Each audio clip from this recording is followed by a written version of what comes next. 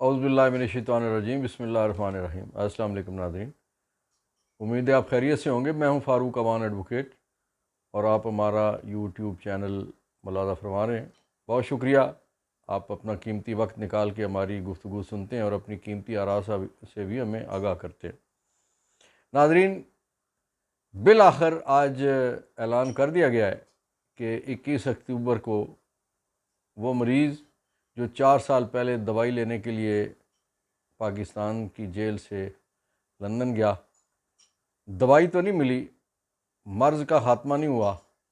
لیکن zero risk ہونے کی وجہ سے اس مریض کی واپسی ہو رہی ہے۔ آپ کے علم ہے کہ 4 سال قبل ایک ایسی کیفیت تھی کہ جس وقت اسلام آباد ہائی کورٹ نے یہ کہا کہ نواز شریف صاحب کی زندگی کو اتنے خطرات لاحق ہیں کہ پنجاب گورنمنٹ، ظاہر ہے آپ کو پتہ ہے نا، جیل جو تھی وہ اڈیالہ والی تھی یا کوٹ لکھپت تھی، کہ پنجاب گورنمنٹ اور وفاق دونوں اس بات کی گارنٹی دیں کہ اگر نواز شریف صاحب کی زندگی کو کچھ ہوا تو وہ ذمہ دار ہیں۔ ناظرین، یہاں گارنٹی تو صرف اللہ میاں کی ذات دے سکتی ہے، باقی روئے ارض پہ کوئی کسی کی گارنٹی زندگی کی تو نہیں دے سکتا۔ اور جو اس وقت پلیٹلیٹس کی رپورٹس آ رہی تھیں کہ صبح ادھر پلیٹلیٹس ہیں، شام کو ادھر ہے، اگلی صبح پھر ادھر آئے، پھر شام کو ادھر چلے گئے، پھر ادھر گئے اور پھر دھڑم سے نیچے چلے گئے۔ اچھا، یقین کیجئے کہ وہ عمران خان صاحب بھی یہی کہتے ہیں کہ مجھے بھی یہ لگ رہا تھا کہ خدا نہ خواستہ بندہ ماری نہ جائے، تو وہ بہرحال ڈاکٹر یاسمین راشد وہ بھی جھانسے میں آ گئی، اور پھر جو رپورٹس ان کے بارے میں بعد میں کیا ہوا آپ کے علم میں ہی ہے۔ لیکن جس انداز سے یہاں سے، جس طیارے میں، جس خوبصورتی سے وہ پھلوں کی ٹوکریاں، وہ ایئر ہوسٹس، وہ ساری چیزیں آپ کے علم ہے کہ جس انداز سے وہ سیڑھیاں چڑھی انہوں نے جہاز کی پہلے دن ہی، تو یہ لگ رہا تھا کہ یار وہ سارا کچھ ہی فراڈ تھا، وہ سارا کچھ ہی 2 نمبر تھا۔ تو بہرحال وہاں پہنچے مریض، اور وہاں پھر اشاش بشاش ہو گئے، اور لوگوں نے ان کے کئی دفعہ علاج کے ایسے ایسے مناظر دیکھے کہ ریسٹورنٹ میں، یہ جہاں میں بیٹھا ہوں شاید، کہ اس سے بڑا ٹیبل تھا اور وہ چاروں طرف بہت ساری دوائیاں پڑی ہوئی تھی خورد و نوش کی صورت میں، اور ان سے نبرد آزماتے ہوئے اس کا علاج کیا گیا۔ ناظرین، ایک دن کے لیے کسی اسپتال میں موصوف داخل نہیں رہے، کوئی دوائی قوم کے سامنے نہیں آئی، کوئی پلیٹلیٹس کی جو گرتی ہوئی اور بڑھتی ہوئی اور ادھر بھاگتی ہوئی اور ناچتی ہوئی جو وہ رپورٹیں تھیں، وہ کوئی رپورٹ سامنے نہیں آئی کبھی کسی کے، اور نہ ہی کبھی کوئی کسی ایسے ماہر ڈاکٹر نے، ڈاکٹر تو آپ کو پتہ ہے نا وہ ایک ہی ڈاکٹر تھا ان کا، جو کسی ماہر ڈاکٹر نے میاں صاحب کی بیماری کے حوالے سے کچھ نہیں کہا۔ اگرچہ اس دوران وہ دبئی بھی تشریف لے گئے، وہ سعودیہ گئے، وہ جنیوا گئے، اور انہوں نے پورا یورپ گھوما، لیکن ڈاکٹر ایسا تھا اور مرض ایسا تھا کہ وہ کراچی کی سائڈ سے ہو، پشاور والی سائڈ سے ہو، کسی تھر والی سائڈ سے ہو، لاہور والی سائڈ سے ہو، اسلام آباد والی، کابل والی سائڈ سے ہو، ایران والی سائڈ سے، کوئٹہ والی سائڈ سے ہو، کسی سائڈ سے بھی وہ ڈاکٹر اور وہ مرض جو تھا، وہ انہوں نے میاں صاحب کو روک کے رکھا ہوا تھا کہ آپ پاکستان میں داخل ہوتے ہی آپ کا مرض بڑھ جائے گا، انٹل اینڈ انلیس کہ رسک زیرو نہ ہو جائے۔ 2 باتیں پوری دنیا نے سنی ہیں کہ نون لیگ کی قیادت یہ کھلے بندوں کہتی رہی کہ جب تک رسک زیرو نہیں ہو جاتا میاں صاحب پاکستان میں نہیں آئیں گے، اور ساتھ یہ بھی کہا جاتا تھا کیوں نہیں آ رہے جی، ڈاکٹروں نے اجازت نہیں دے رہے۔ اور دوسری بات جو کہی جاتی تھی کہ جب تک ترازو کے دونوں پلڑے برابر نہیں ہو جاتے اس وقت تک میاں صاحب پاکستان واپس نہیں آئیں گے۔ اچھا منظر ہے، بڑا خوبصورت منظر ہے کہ ترازو کے پلڑے برابر کرنے کے لیے اور رسک زیرو کرنے کے لیے، آج ابھی میں تھوڑی دیر پہلے سن رہا تھا نون لیگ کے جاوید لطیف صاحب کہہ رہے تھے کہ ہمیں تو بس 2-4 دن میں جو اس وقت وہ موصوف بیٹھے ہوئے ہیں، وہ ان کے چلے جانے کے بعد ہمارے لیے آئین، قانون، فلاں فلاں فلاں یہ ہو جائے گا، اور پھر ہمیں بڑے درست فیصلے ملیں گے، اور پھر ہمیں تو حق تو یہ بنتا ہے کہ ہمیں تو ضمانت کے لیے یہ اپیل بھی دائر نہیں کرنی چاہیے۔ مذاق ہے یار، یعنی آپ اندازہ لگائیے کہ ایک ایسا آدمی جو ایک شورٹی، چاہے 2 ٹکے کی شورٹی دے کے گیا تھا، گارنٹی دے کے گیا تھا اور پھر وہ غلط بیانی ہوئی، جھوٹ بولا گیا، اور جس نے شورٹی دی تھی وہ بھی ظاہر ہے وہ اس ملک کا وزیر اعظم بنا دیا گیا، اور اس مفرور کو 4 سال کے لیے وہاں پہ موج میلے میں لگا دیا گیا، اور یہاں کسی نے پوچھا تک نہیں۔ اور اب یہ کہا جا رہا ہے کہ رسک زیرو ہو چکا ہے، پلڑے برابر ہو چکے ہیں۔ منظر دیکھیے، پلڑے برابر کرنے کے لیے جو مخالف جماعت ہے، جو پاکستان کی سب سے بڑی جماعت ہے، اس کے چیئرمین عمران خان جیل کے اندر، vice chairman Shah Mahmood Qureshi jail کے اندر، اس جماعت کے صدر جناب چودھری پرویز الہی جیل کے اندر، باقیوں کے تو چھوڑ ہی دینا جی، سابق گورنر جیل کے اندر، ڈاکٹر یاسمین راشد جیل کے اندر، خدیجہ شاہ جیل کے اندر، سنن جاوید جیل کے اندر، طیبہ راجہ جیل کے اندر، اور بے شمار اور لوگ جو اس وقت بیچارے جیل کے اندر ہے، کہ وہ سمجھیں کہ پوری پارٹی یا جیل کے اندر ہے، یا ان سے پارٹی چھڑوا دی گئی، یا انہیں کچھ لوگ ایسے ہیں جن کو الگ کر کے ان سے نئی جماعتیں بنوا دی گئی ہیں۔ تو یہ ترازو کے پلڑے برابر ہوئے، سبحان اللہ۔ کیا ناپ تول ہے ویسے، آپ بھی حیران ہوں گے، ہم بھی حیران، پوری دنیا حیران ہے کہ کیا ناپ تول ہے، ترازو کے پلڑے کس انداز سے برابر کیے گئے کہ ایک طرف راتوں رات یہ جو احسان کر کے قاضی فائز عیسیٰ صاحب پہ بھی جو چیزیں بوجھ ڈال کے جا رہے ہیں، جناب عمر عطا بندیال، میں اس پہ بھی بات کرتا ہوں، کہ راتوں رات عدالت لگا کے جب اسمبلی توڑ دی گئی تھی، اسمبلی بحال ہوئی، اور پھر پی ڈی ایم کو 13-14 جماعتوں کو اکٹھا کر کے اقتدار سونپا گیا، اور اس کے بعد پھر پاکستان میں کیا ہوا آپ کے علم میں ہے، کہ ایک ایسی ریت ڈال دی گئی، ایسا ایک بیماری میں مبتلا کر دیا گیا پاکستان کو، کہ جس سے وہ آئندہ کئی عشرے لگیں گے شاید اس کیفیت میں سے نکلنے کے لیے۔ تو وہ معاملات چلے،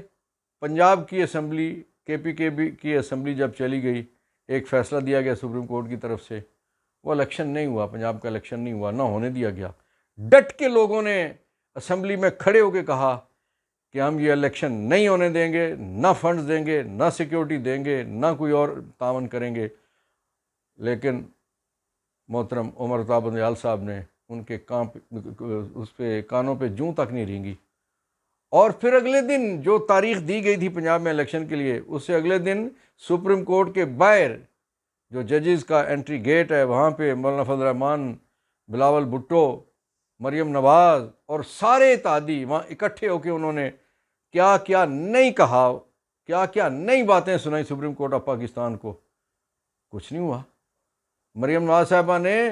ترازو باقاعدہ، اور لوٹے اور کیا، اور ترازو لٹکائے اپنے جلسوں میں، اور کیا کیا نہیں کیا، نام لے لے کے کہا،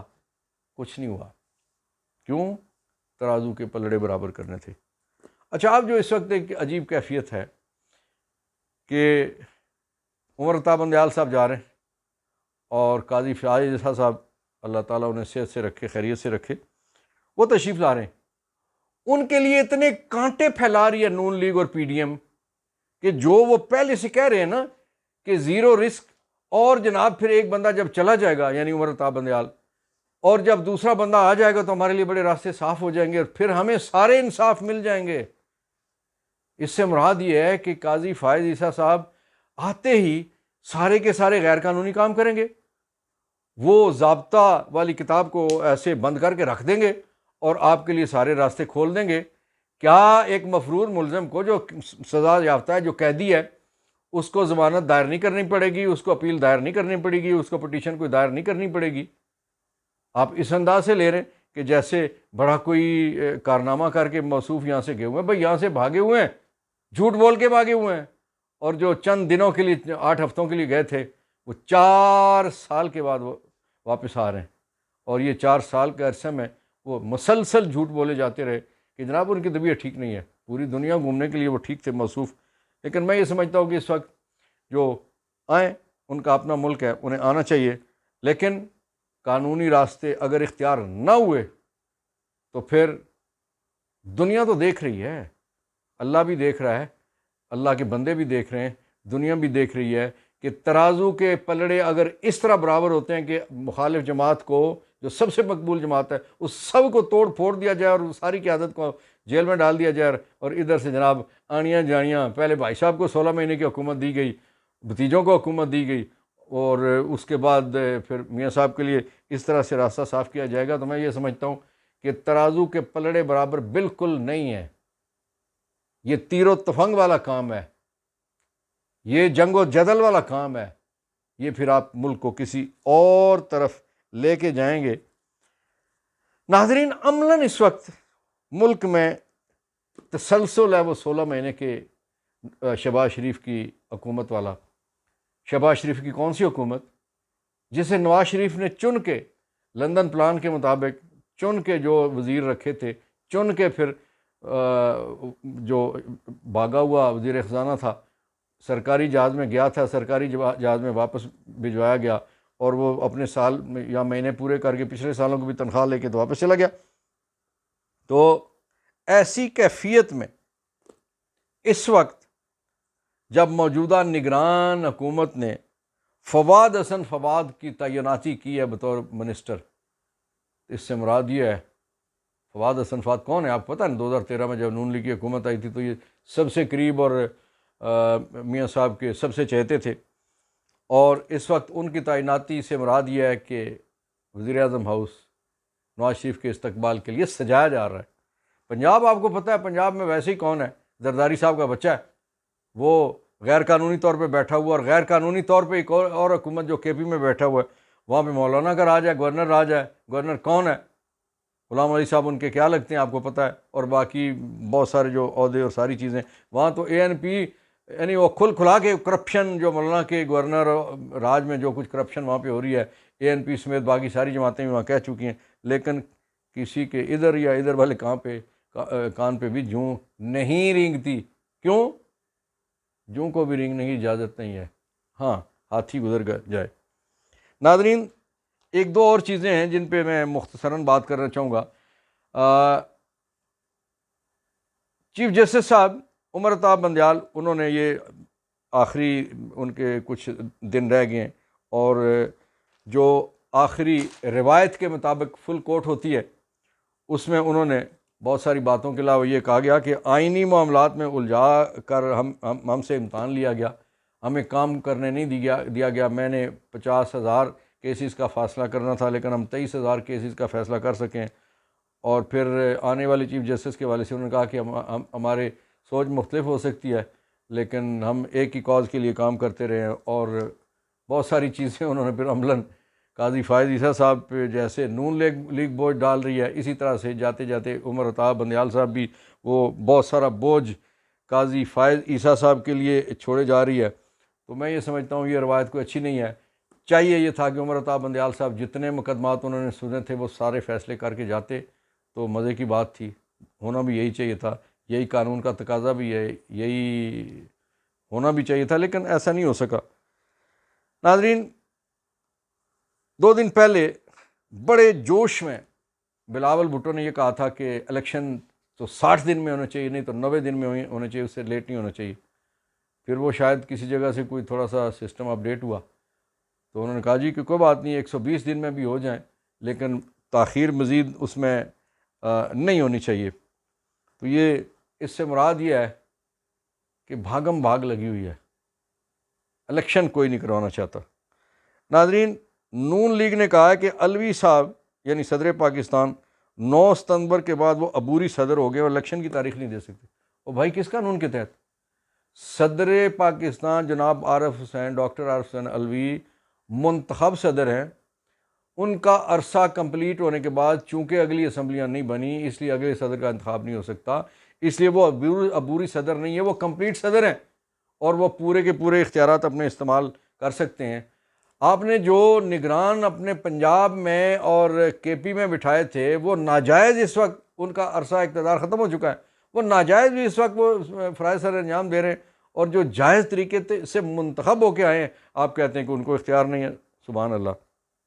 ناظرین، ایک افسوسناک خبر ہے کہ جو پاکستانی چوکیوں پر افغان فوج کی فائرنگ ہے، اس حوالے سے دفتر خارجہ نے کہا ہے کہ یہ اشتعال انگیزی اور دہشت گردوں کی معاونت کے برابر ہے، جو جس طرح سے 6 ستمبر کو جو واقعہ ہوا اور پھر مسلسل اور تسلسل کے ساتھ جس طرح سے ہمارے چترال میں اور باقی جگہوں پہ در اندازی ہو رہی ہے اور دہشت گرد حملے بھی ہو رہے ہیں اور افغان فورسز بھی ہماری جگہوں پہ قبضہ بھی کرنا چاہتے ہیں اور وہ حملے بھی کر رہے ہیں، یہ نہیں ہونا چاہیے۔ اس کی وجہ یہ ہے کہ کل تک تو ہم لڑائی ہماری لگی ہوئی تھی انڈیا کے ساتھ، اب اگر ایک اس سائڈ پہ ہم نیاز محاذ کھول لیں گے تو یہ تو ہمارا برادر اسلامی ملک ہے جن کے لیے 30-40 سال ہم نے قربانی دی ہے پچھلے روس کی جنگ کے عرصے میں، اور اس کے بعد جو 20 سال امریکہ ان پہ چڑھائی کی ہوئی تھا۔ تو یہ ناکام پالیسیوں کی وجہ سے، ناکام خارجہ پالیسیوں کی وجہ سے، خارجہ کس کے پاس تھا؟ جی موج میلے والے شوق پورے ہو رہے تھے اور انہیں توفیق نہیں ہوئی کہ چند 100 کلومیٹر کے فاصلے پہ کابل میں چلے جائیں اور وہاں کی حکومت سے مذاکرات کر لیں، کوئی بات چیت کر لیں، لیکن وہ پوری دنیا گھوم رہے تھے۔ تو جو ترجیحات ہوتی ہیں پھر اسی کے مطابق ہوتا ہے، جو کچھ بویا ہوا تھا اسی کے مطابق وہ فصل کاٹ رہے ہیں۔ اب جو کچھ ہو رہا ہے میں سمجھتا ہوں کہ اس وقت چونکہ کسی جماعت کی حکومت بظاہر نہیں ہے،